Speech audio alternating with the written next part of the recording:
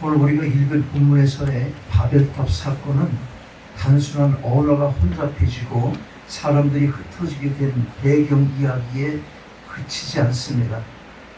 이 속에는 하나님께서 우리를 향해 가지고 계신 근본적인 뜻과 우리가 무엇을 추구하며 살아야 하는지에 대한 중요한 영적인 메시지가 담겨 있습니다. 이 시간 이 영적인 메시지가 무엇인지를 살펴보고자 합니다. 중요한 메시지 무엇입니까? 첫째로 인간의 교만과 자기중심적 연합의 위험성입니다. 본문 1절 보면 온 땅의 언어가 하나요 말이 하나였더라 이렇게 기록합니다. 인류가 언어적으로 하나였던 시대를 보여주고 있어요.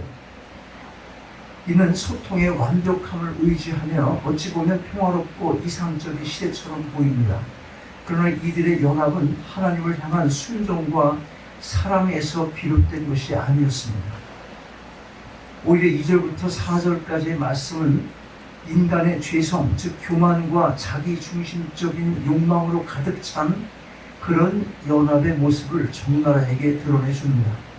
그들이 동방으로 옮겨다가 신할 평지를 만나 거기 거주하며 서로 말하되 자 벽돌을 만들어 견고히 국자하고 이에 벽돌로 돌을 대신하며 역청으로 진흙을 대신하고 또 말하되 자 성읍과 탑을 건설하여 그 탑 꼭대기를 하늘에 닿게 하여 우리 이름을 내고 온 지면의 흩어짐을 멸하자 하였다니. 연합을 강조하고 사람을 많이 모이게 하는 것, 그 목적이 아주 하나님 뜻에 맞는 명분상 그 이름이 너무너무 좋은 목적의 이름을 가지고 있어도 많은 사람들이 모이면 이상한 데로 가게 돼 있는 게 근본적인 우리의 제약성인데, 이건 처음부터 의도적으로 목적을 이상하게 세운 거잖아요. 하나님을 버리자는 거예요. 바벨탑을 쌓으려 했던 인간의 동기, 철저히 부패한 인간의 본성이 드러나는 그러한 동기가 있는 것입니다. 첫째로 그 동기가 뭐예요? 우리 이름을 내자. 우리 이름을 내자. 자기 영광을 추구하는 욕망입니다. 창조주이신 하나님, 그 이름을 높이는 대신에 자신들의 이름을 높이려 했습니다. 이게 동기였어요. 마치 태양이 자신을 비추어야만 빛이 나는 것처럼 이들은 자신들이 세상의 중심이 되어서 모든 영광을 독차지했던 것입니다. 둘째는 온 지면에 흩어짐을 면하자 그랬어요. 자꾸 모아서 크게 큰 연합을 이루자. 여러분, 오늘날 우리 안에는 바벨탑을 쌓고자 하는 욕망이 없는지 되돌아봐야 합니다. 세상은 우리에게 더 높은 지위, 더 많은 재물, 더 큰 명성을 쌓아나고 부추깁니다. 경쟁하게 만들고, 사람들은 인맥을 쌓고 스펙을 쌓고 부를 쌓아 자신들의 왕국을 건설하려고 하는 것입니다. 세상의 성공 자체가 무조건 악하다, 그렇게 말할 수 없지만 그 동기가 하나님을 배제한 채 오직 우리의 이름을 내고 내가 부자 되어서 남보다 더 훌륭한 집을 짓고 나를 우러러보고 그런 동기와 욕망으로 내가 부자 되려 한다면 그거는 철저히 하나님과 등을 돌리는 그런 모습인 것입니다. 세상 사람들이야 모르겠지만 하나님을 믿는다고 말하는 기독교인들이 만약 그런 세계관, 그런 가치관에 빠져 있다면 영적인 바벨탑을 쌓는 일이 되고 마는 것입니다. 그리스도인으로서 우리는 무엇을 추구해야 합니까? 우리의 삶의 목적이 무엇이며 우리가 연합해야 하는 목적이 무엇입니까? 우리는 세상의 가치관을 따라 살 것이 아니라 하나님의 영광을 위한 삶을 살아가야 하는 것입니다. 둘째로 하나님의 뜻을 거스르는 이 시도에 대한 하나님의 준엄한 심판을 경계하는 메시지를 담고 있는 것입니다. 오늘 본문이 그렇다는 거예요. 인간의 교만한 시도를 보신 하나님께서는 어떻게 반응하십니까? 5절 보면 여호와께서 사람들이 건설하는 그 성읍과 탑을 보시려고 내려오셨더라. 여기서 내려오셨더라라는 표현은, 이 표현은 하나님의 전지전능하심에도 불구하고 마치 인간의 수로 낮아지셔서 직접 보시 듯한 의인화한 그런 표현인 것입니다. 이는 하나님께서 인간의 행위를 면밀하게 관찰하고 계심을 보여줍니다. 그리고 이어지는 6절과 7절 보면 하나님의 결단이 나타납니다. 그 결단이 어떤 것이냐면 같이 읽어요. 어디? 6절과 7절 시작. 여호와께서 이르시되 이가 마땅 족속이여 오늘도 하나님으로 이같이 시작하였으니 이제 이후로는 그 하고자 하는 일을 막을 수 없으리로다. 자, 우리가 내려가서 거기서 그들의 언어를 혼잡하게 하여 그들이 서로 알아듣지 못하게 하자 하시고, 하나님께서는 인간의 연합된 힘이 얼마나 큰 파괴력을 가질 수 있는지를 정확히 아셨습니다. 만약 이들이 이대로 자신들의 욕망대로 탑을 계속 쌓아 올리면 그들의 죄악은 걷잡을 수 없이 커질 것이고 결국 인류 전체의 파멸로 이어질 것이었습니다. 하나님이 보실 때 그걸 막기 위해서 하나님께서 개입을 하신 거예요. 그 개입이 어떤 부분으로 나타나는 거예요? 심판으로 나타나는 것입니다. 그 개입의 방식이 뭐냐면 언어를 혼잡하게 하는 것이에요. 소통의 단절은 연합의 단절을 가져왔고 결국 그들의 거대한 프로젝트는 중단될 수밖에 없었어요. 이것이 바로 하나님의 심판이었습니다. 그런데 여러분, 우리는 이 심판을 단순히 진노의 표현으로만 이해해서는 안 됩니다. 하나님의 심판 속에는 언제나 사랑과 회복의 목적이 담겨 있어요. 하나님께서는 인간이 죄악의 길로 계속 치닫는 것을 막으시고 그들이 다시금 하나님의 뜻 안에서 살아가도록 기회를 주고자 하셨습니다. 바벨탑 사건은 인간의 오만을 꺾으시고 하나님이 주권자이심을 분명히 보여주시는 사건이었습니다. 20세기 초 영국의 한 젊은 과학자는 자신이 개발한 새로운 폭탄이 인류 역사상 가장 강력한 무기가 될 것이라고 확신을 했어요. 그는 자신의 발명이 전쟁을 종식시키고 영원한 평화를 가져올 것이다. 그렇게 굳게 믿었습니다.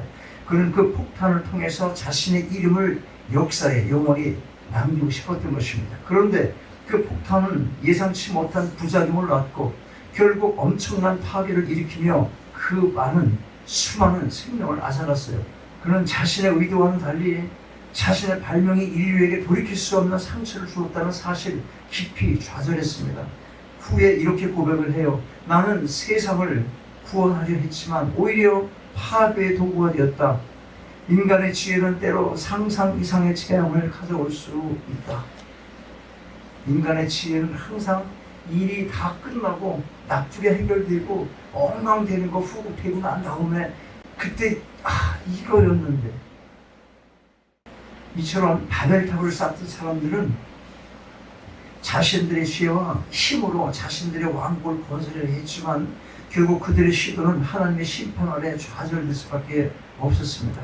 하나님의 뜻을 거스르는 인간의 모든 시도는 결국은 실패로 돌아갈 수밖에 없음을 우리가 기억해야 할 것입니다. 그런데 보면 성경 속 그 당시에만 그런 것이 아니라 오늘날에도 우리는 하나님의 심판을 간과하는 경향이 있습니다. 죄를 경시해 가볍게 여기는 거예요. 하나님의 공의를 무시하며 살 때가 얼마나 많은지 모릅니다. 우리가 반드시 기억할 것은 하나님은 살아계시며 역사의 주관자이시며 교만한 자를 대적하시고 겸손한 자에게 은혜를 베푸신다는 것입니다. 혹시 세상의 길을 따라가고 계십니까? 그렇다면 그 삶을 돌이켜 하나님께로 나오셔서 진정한 평화와 번영을 누리게 되는 은혜를 입으시기 바랍니다. 실제로 흩어짐 속에 담긴 하나님의 은혜와 진정한 공동체의 의미입니다. 하나님께서 언어를 혼잡하게 하신 결과가 뭐였어요? 8절과 9절 이렇게 기록하죠. 여호와께서 거기서 그들을 온 지면에 흩으셨으므로 그들이 그 도시 건설하기를 그쳤더라. 그러므로 그 이름을 바벨이라 하니 이는 여호와께서 거기서 온 땅의 언어를 혼잡하게 하셨습니다. 여호와께서 거기서 그들을 온 지면에 흩으셨더라. 바벨탑 건설은 중단되었고 사람들은 온 지면에 흩어지게 되었습니다. 언어의 혼란은 극심한 혼란을 가져왔고 서로 소통할 수 없게 된 사람들은 결국 자신들의 공동체를 떠나 새로운 삶의 터전을 찾아 흩어져야 했습니다. 언뜻 보면 이 흩어짐은 저주처럼 보여요. 저주처럼. 그러나 우리는 이 흩어짐 속에서 하나의 놀라운 은혜를 발견하게 됩니다. 오늘 제목이 뭡니까? 오늘 제목 거기 보면 시작. 흩어지는 것도 하나님의 은혜일 수 있다는 거예요. 흩어지는 것이 꼭 무조건 나쁘다 그런 게 아니라니까. 자, 첫째로 이 흩어짐의 은혜. 흩어짐은 하나의 창조 명령, 즉 땅에 충만하는 그런 명령 성취였어요. 그런 명령의 성취. 땅에 충만하는 명령의 성취. 왜? 흩어져야 땅에 충만하지. 문화 명령을 지키게 하시려고. 인간은 스스로의 고집과 교만으로 한 곳에 뭉쳐 있었지만 하나님께서는 그들을 흩으심으로써 온 땅에 생명이 번성하도록 하신 것입니다. 이는 하나님의 뜻, 선하신 뜻이 결국은 성취될 것을 보여주고 있는 것입니다. 인간의 불순종에도 불구하고 하나님께서는 당신의 계획을 이루어 가십니다. 둘째로 흩어짐은 죄악의 확산을 막는 하나님의 자비로운 계획이었습니다. 계속 뭉쳐 있으니까 인간이 생각하는 그 족족마다, 생각하는 그 무엇마다 다 악한 생각을 해. 그래서 노아무스도 난 거잖아. 살릴 만한 사람 살려놓으니까 바벨탑 산 거잖아 지금. 그래서 진짜 흩으시는 거예요. 오늘 만약 그들이 계속해서 한 곳에 모여 뜻대로 산다면 계속 그 죄악의 불엉텅이 더욱 심화되고 결국에는 자멸일 수밖에 없었을 거예요. 흩어짐은 죄의 전형을 맞고 인류가 다시금 하나님을 의지하며 살아갈 수 있는 기회를 제공한 것입니다. 셋째, 흩어짐은 궁극적으로 복음이 온 땅에 전파될 수 있는 길을 열었어요. 언어가 혼잡해지고 민족이 나뉘게 되면서 각각의 민족은 자신들만의 문화와 정체성을 가지게 됐습니다. 그리고 오랜 시간이 흐른 후 예수 그리스도의 복음은 예루살렘에서 시작해서 유대와 사마리아와 땅 끝까지 전파되기 시작을 한 것입니다. 사도 바울은 다양한 민족과 언어를 가진 사람들에게 복음을 전하며 흩어진 자들을 하나님의 백성으로 불러 모았습니다. 교회가 커지고 힘이 생기면 흩어져야 돼. 교회를 흩으라는 게 아니라 흩어져 나가야 돼. 왜 나가는 거예요? 왜? 복음 들고 나가라는 거예요. 비전을 가져야 돼. 비전을. 자, 이렇게 보았을 때, 이렇게 볼 때 오순절 성령 강림 사건은 바벨탑 사건의 역전이에요. 역전. 바벨에서 언어가 혼잡해져 사람들이 흩어졌지만 오순절에는 다양한 언어를 가진 사람들이 성령 안에서 하나가 되어 하나님의 큰 일을 만들게 됐어요. 이것이 진정한 공동체가 언어와 민족을 초월하여 오직 예수 그리스도 안에서 이루어짐을 보여주고 있는 것입니다. 내가 더 긴 예화가 하나 있는데 시간 관계상 생략하겠어. 안 하는 게 좋겠다. 여러분은 그렇게 생각 다 할 거니까. 끄트머리 그 간증하면서 이 말 한마디만 그 사람이 말을 했어. 하나님은 나를 흩으심으로 선교사가 선교를 막 하는데 어렵게 만들었어. 선교를 못하게. 결국 흩어지게 만들었어. 그 하나님은 나를 흩으심으로 나의 사역을 확장시키셨습니다. 내가 편함 속에 머무르셨다면 결코 경험하지 못했을 놀라운 은혜였습니다. 이처럼 바벨탑 사건의 흩어짐은 인간에게는 고통스러운 일이었지만 하나님께서는 그 흩어짐을 통해서 당신의 선하신 계획을 이루어 가신 것입니다.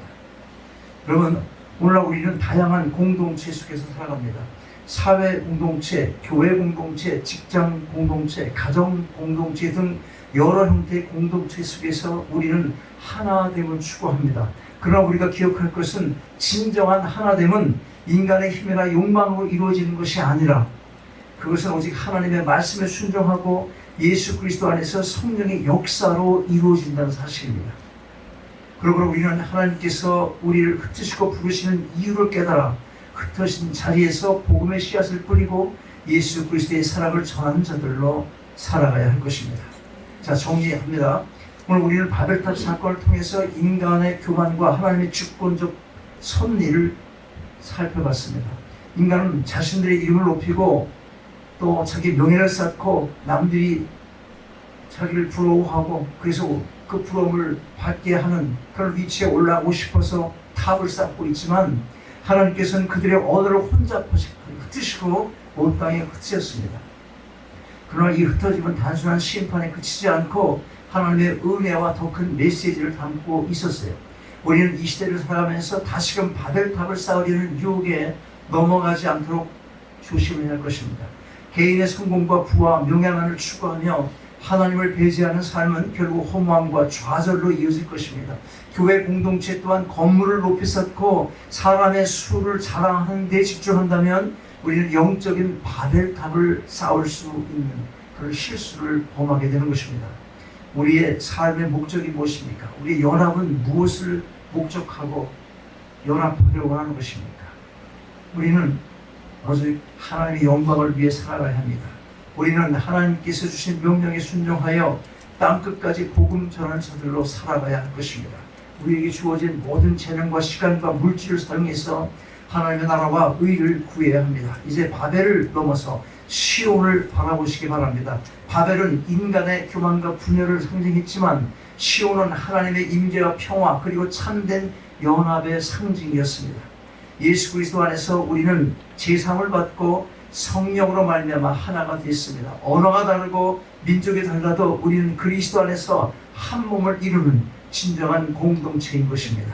이 시간 우리 각자의 삶 속에 쌓아 올리고 있는 바벨탑은 없는지 솔직하게 점검하고 겸손히 하나님 말씀에 따르는 순종의 삶을 결단하실 수 있길 바랍니다. 그리하여 흩어짐 속에 담긴 하나님의 은혜를 기억하며 구원의 소식을 전하는 복음의 증인의 삶을 살아감으로 하나님의 영광을 드러내는 여러분 모두가 다 되시기를 주님의 이름으로 축원합니다. 아버지 하나님, 바벨탑 사건의 흩어짐이 단순한 죄의 결과를 넘어 시온을 바라보게 하심을 감사드립니다. 세상의 가치를 따르는 모든 삶의 모습에서 온전히 돌아서서 하나님의 심판 앞에 자유로운 삶을 살아가기 원합니다. 더 나아가 주님이 다스리시는 온전한 평화의 나라 시온을 바라보며 흩어짐 속에 담겨있는 하나님의 뜻을 따라 이웃과 세상의 복음의 증인된 삶을 살아가기 원하오니 하나님의 지혜와 능력으로 인도함 받는 저희 모두의 삶이 되게 하옵소서. 주 예수 그리스도 이름으로 기도하옵나이다. 아멘. 일어나셔서